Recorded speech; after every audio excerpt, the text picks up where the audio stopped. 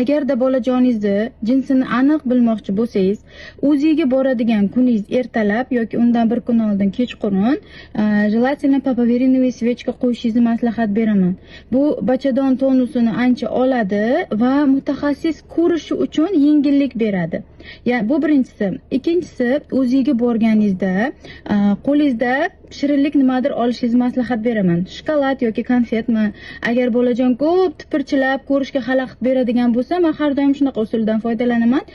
Homiladorimga ozgina aylanib keling va nimadir shirinlik yeng deyman. Chunki shirinlik qonga tez so'riladi va bolajonga yetib borish oson, tezroq tinchlanadi bolangiz. Tezroq tinchlansa, biz xohlagan tarafimizdan uni bemalol ko'rishimiz mumkin bo'ladi.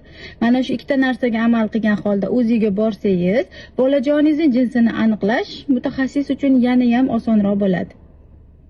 Если что, o'zimga kelsanglar, undan ham yaxshi bo'ladi.